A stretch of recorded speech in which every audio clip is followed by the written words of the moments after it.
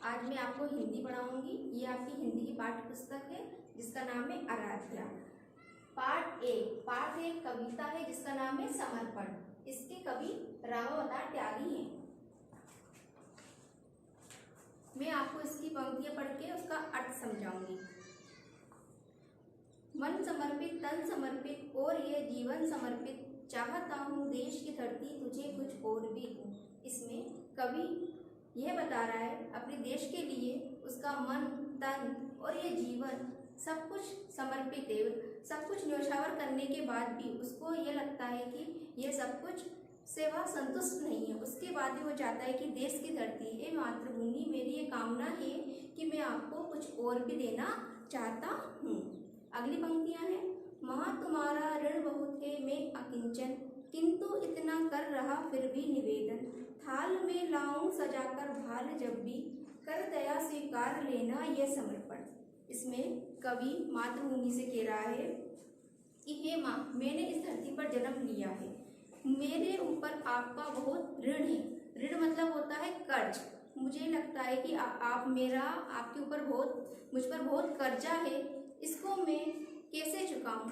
मैं अकिंचन, अकिंचन का मतलब होता है मैं समर्थ नहीं हूँ, मैं बहुत गरीब हूँ, दरिद्र हूँ, फिर भी मैं आपसे इतनी विनती कर रहा हूँ, इतना निवेदन कर रहा हूँ कि जब भी थाल में लाऊं सजाकर भाल, भाल यहाँ पर मस्तक से इसका अर्थ होता है। भाल मतलब मस्तक। जब भी मेरा मस्तक थाल में सजाकर आए तो आपसे मेरी यही प्रार्थना है, यह विशेष आग्रह है कि आप मेरा भाल को हमेशा उसे स्वीकार कर लेना।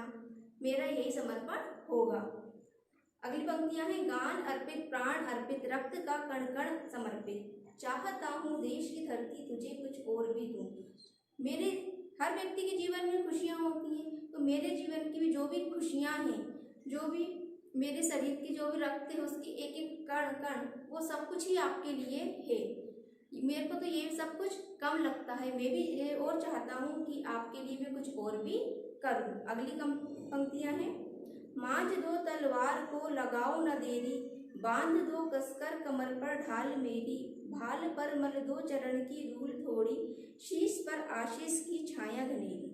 इसमें कवि कह रहा है कि जब मैं अपनी मातृभूमि की रक्षा के लिए, देश के लिए युद्ध में जाऊं तो मैं चाहता हूं कि मांझ दो तलवार, मतलब मेरी तलवार की धार को तेज कर दो और मेरे कमर पर ढाल बांध दो, भाल पर मल दो चरण की धूल थोड़ी, और जिस धरती पर मैंने जन्म लिया है उसके चरणों की धूल मेरे भाल, मेरे मस्तक पर लगा दो, शीश पर आशीष की छाया घनेरी, जिससे कि जो मेरा सिर है उस पर मेरी मातृभूमि की, धरती माँ की, उसका जो आशीर्वाद है वह हमेशा मेरे पर हमेशा प्रदान होता रहेगा।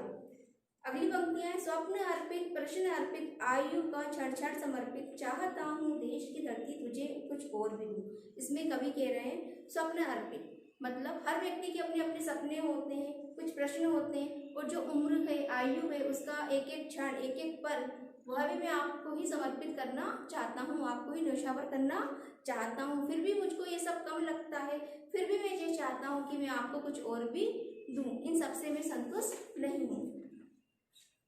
अगली पंक्तियां हैं। तोड़ता है मोह का बंधन क्षमा दो, गाँव मेरे द्वार घर आंगन क्षमा दो, आज सीधे हाथ में तलवार दे दो और बाएं हाथ में ध्वज को थमा दो।